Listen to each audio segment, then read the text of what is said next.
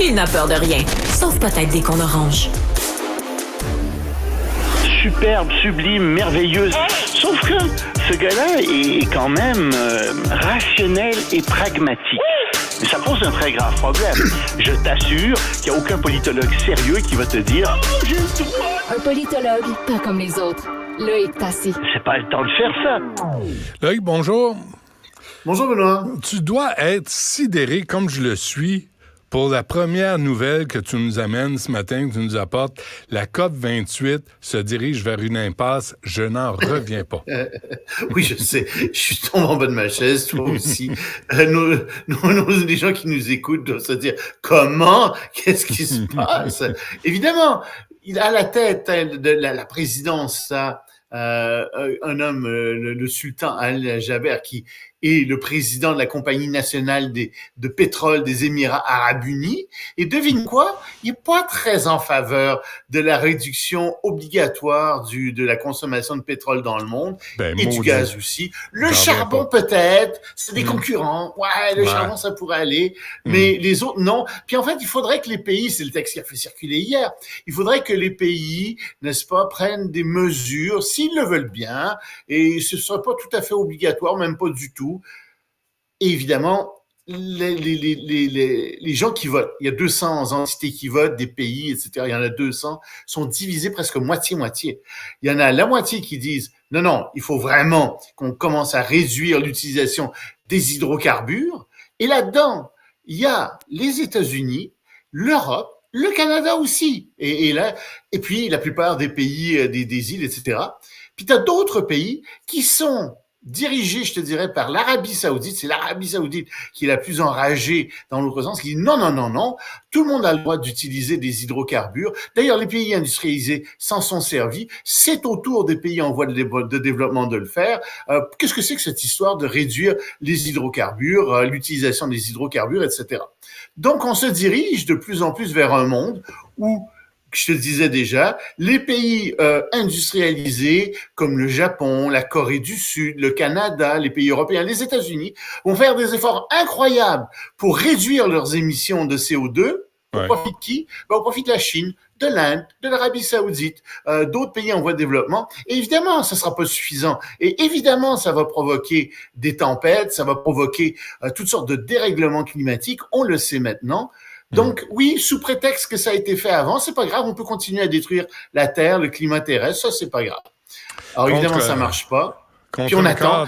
Deux pays qui représentent un quart de la population mondiale, tu dis, on n'a pas beaucoup de chances de gagner. Oui, et le problème, c'est qu'en Chine, c'est le Parti communiste chinois qui est là, qui a peur de perdre le pouvoir. Et il a peur et ça va mal en Chine, il y a une déflation en ce moment. Il a peur que si les conditions de vie de la population se dégradent davantage, ils perdent le pouvoir. Donc, il veut pas aller tellement dans ce sens. Enfin, la Chine voit bien, mais encore que la Chine n'est pas l'adversaire le plus redoutable là-dedans. L'Inde, par contre, l'Inde de Modi dit non, c'est à notre tour de se développer. On en a besoin pour notre développement. On peut pas avoir de plafond. Ben oui, mais ça marche plus, là. C'est l'ensemble de la...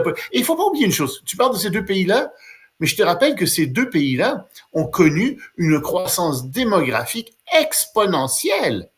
Et ils n'ont rien fait pour arrêter cette croissance. Un peu l'Inde, mais la Chine n'a pas fait grand-chose pour arrêter sa croissance démographique avant les années 80. Au contraire, Mao a encouragé énormément la multiplication des Chinois. Alors, oui, c'est vrai. Au détriment des filles, surtout, hein? Oui, ça se fait au détriment des filles aussi. Remarque il faut être deux encore pour faire des enfants. Je te signale, ça prend aussi. Ça change. Ça change. Il y a des nouveautés sur le marché. Bon. Oui. Mais c'est la même chose pour les pays africains. Tu sais, il y a une explosion de la population. Puis il faudrait que tout le monde paye pour ça. Non, il y a un problème aussi. Malheureusement, ils négocient. On va voir ce qui va arriver. Ils ont passé la nuit debout. Ils continuent à négocier. On verra ce qui va arriver. Les États-Unis qui demandent à Israël de se calmer un peu. Oui, parce que ça va très mal. Il y a Joseph Borrell, qui est le chef de la diplomatie européenne, par exemple, qui est revenu en disant d'un voyage à Gaza. Il dit, écoutez, c'est apocalyptique. Puis il dit, je pèse mes mots, la destruction à Gaza en ce moment est pire que la destruction qu'on avait en Allemagne pendant la Deuxième Guerre mondiale. Alors, c'est quand même quelque chose. Et effectivement, on regarde le nombre de morts qui augmente. Il y a 18 000 morts du côté des Gazaouis, 50 000 blessés. Les bâtiments sont sont détruits en très, très, très grande partie. Et Israël, dans le nord, attaque un nouvel hôpital. Tu sais, puis ils ont pas convaincu qu'il y avait des dirigeants du Hamas qui étaient dans les 2 hôpitaux précédents qu'ils ont attaqués. On les a pas vus. Donc, ils en attaquent un 3e. C'est contre le droit international s'il y a pas de combattants là-dedans. Les 2 premières fois, ils n'en ont pas trouvé. Alors, oui, les États-Unis font des pressions sur Israël de plus en plus en disant, ça suffit, là, arrêtez. Il faut qu'on crée un État palestinien. Et le Hamas Cessez de vous obstiner. Le Hamas veut rien Ah ben non, savoir. le Hamas, Veut rien ça céder. c'est comme les extrémistes israéliens. Ils veulent rien savoir. C'est ça. Eux veulent jeter les Israéliens à la mer. Tu peux pas t'entendre avec les extrémistes, c'est certain. Il faut qu'on se débarrasse de ces extrémistes, mais il faut aussi que les gouvernements disent ça suffit à travers le monde là. On va avoir un État palestinien. Ouais, 2 pays différents qui ont une approche différente face à l'immigration, Loïc. Oui, c'est ce qui se passe en France en ce moment avec l'immigration, grande loi sur l'immigration qui devait être un grand accomplissement cette année de Macron. Ça passe pas du tout. Alors Macron, pour que ça passe, il a tenté de ménager un peu la chèvre et le chou. Il a dit d'une part, bon, alors ce qu'on va faire, c'est qu'on va aider les gens qui sont des sans-papiers et qui ont des métiers dans les filières où on manque de main-d'œuvre. On va régulariser rapidement leur situation. Ah ben non, dit le Front National. Qu'est-ce que c'est que ça? Ce sont des étrangers, ils sont pas passés par les voies régulières. Vous pouvez pas faire ça. Et en même temps, ils disent, oui, mais ce qu'on va faire aussi, c'est qu'on va expulser beaucoup plus de gens. On va cesser de leur fournir toute l'aide médicale, etc. Ah mais non, dit Mélenchon et sa bande d'extrême, les gens qui sont très à gauche, vous pouvez pas faire ça, c'est inhumain. Résultat, la gauche et la droite, enfin l'extrême gauche et l'extrême droite se sont unis contre le parti de Macron. Et c'est pas passé en première lecture. On lui a même pas permis de déposer son projet de loi. Ça a été battu, 270-265, je crois. Et donc, Macron a été obligé de mettre sur pied un comité paritaire avec des sénateurs, des élus, et ils vont essayer de présenter un nouveau projet de loi. Mais il y a bel et bien un problème d'immigration en France. Il y a bel et bien quelque chose comme 700 000 sans-papiers qui sont des gens, des immigrants illégaux. En réalité, il en rentre 200 000 par année. Il faut régler le problème. Et des immigrants illégaux qui ont commis des crimes, qui auraient dû être expulsés de la France et qui commettent de nouveaux crimes. Ça, je pense que l'opinion publique française en a plus que marre, comme on dit. Je pense que là-dessus, Macron n'intervient pas et je pense que c'est là-dessus, ça discrédite tout le mouvement migratoire.